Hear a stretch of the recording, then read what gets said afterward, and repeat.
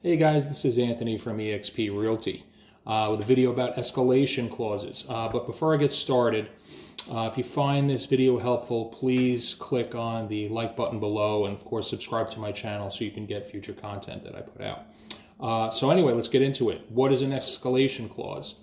So an escalation clause is language that's written into your offer when you're trying to purchase a house that automatically increases your purchase price by certain intervals until that offer reaches a maximum price you're willing to pay for the home. And it increases your price in those intervals based on competing offers that have already been submitted to the listing agent. So an escalation clause usually has three parts. The escalator amount, which is the amount you're willing to pay over and above the highest offer that the listing agent receives, and also the cap, which is the maximum amount you're willing to pay overall. So as your escalator amount goes up, there's a certain limit to which you won't go any further.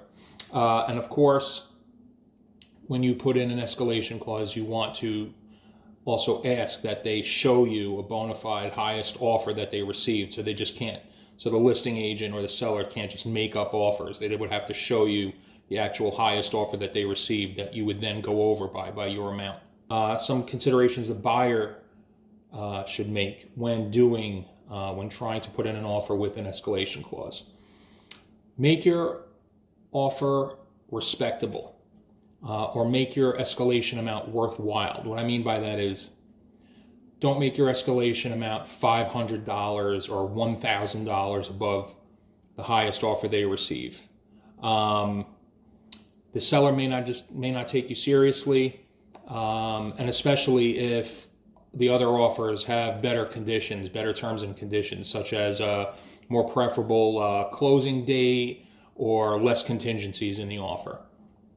While an escalation clause can make your offer more attractive, it also tells the seller how much you're willing to pay. So you're basically showing your hand.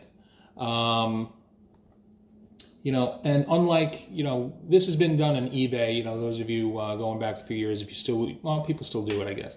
But on eBay, you can, set your highest amount and then it'll go up in increments up until your highest amount. But unlike eBay, with a home, the seller is under zero obligation to, follow your escalation clause points. And they can just, flat out reject it out of hand. And once you show your hand, the seller can just turn around and counter offer with the highest amount you're willing to pay. So that's something to take into consideration. Also, if you do decide to use an escalation clause, make the escalation based on original offers. And what I mean by that is, if you put your escalation clause in that you'll beat, the highest offer by $2,000 or $2,700, the seller's agent can then turn around and go back to all of the other people that made offers and get them up to put in their highest and best, and that ratchets up everybody else's offers, which then makes you ratchet up your offer even higher. So make sure that your escalation clause is based on original offers and put that clearly in the language on your offer. Some things that you would want to consider if you are the seller of a home and you receive an offer with an escalation clause. So when people are using escalation clauses, especially, you may not be the only one putting in the escalation clause. There may be multiple people with escalation clause, and this will ratchet the prices higher and higher and higher and higher. And while at first glance, of course, any seller would want to get the highest price, but one thing to consider as a seller is your house has to appraise for that winning highest offer. You would then want to also ask the buyer if they would be willing to cover an appraisal gap, meaning that if, the house goes, the highest offer is $700,000 and the bank only appraises it at $600,000, will that buyer be willing to put up the extra $100,000 in cash?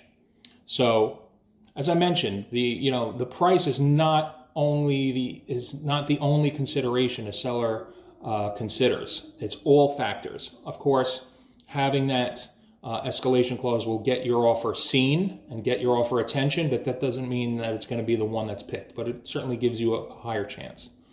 But all these other issues also have to be resolved. Also, sellers may not want to get involved in the back and forth of the escalation clause, the escalator amount, And as I mentioned before, once you tell the seller what your highest limit you're willing to go at, the highest limit you're willing to buy at, they may just turn around and counteroffer you with that number. Also, as a seller, you may, or the seller's agent may, advise you to not reveal your highest offer. Maybe you don't want to reveal those numbers.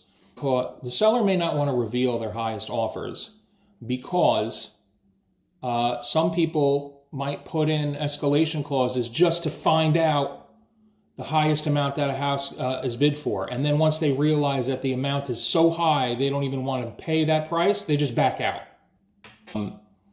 What you could do is require that the buyer puts up a certain amount of money that's non-refundable that would go straight to the seller and not even to an escrow account. So once you reveal what the highest offer is, if they decide not to move forward after that, they would lose that money.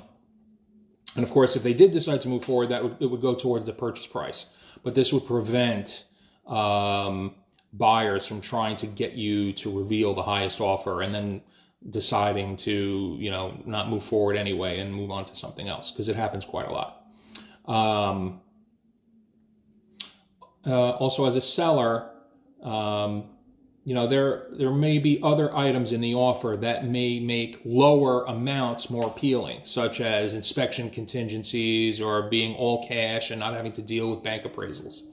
And also, a seller needs to realize that buyers are while sellers are under no obligation to go along with any escalation clauses or any other tactics buyers may use to win an offer. Buyers are under no obligation to perform if you as the seller accepts that escalation clause. So like I just said, they may just back out whenever they learn what the highest offer is. So that pretty much covers escalation clauses. Of course, again, if this video provided any value to you, please click the like button below and subscribe to my channel for future content. Again, this is Anthony with eXp Realty. Please feel free to reach out and comment below, and speak to you soon. Talk to you later.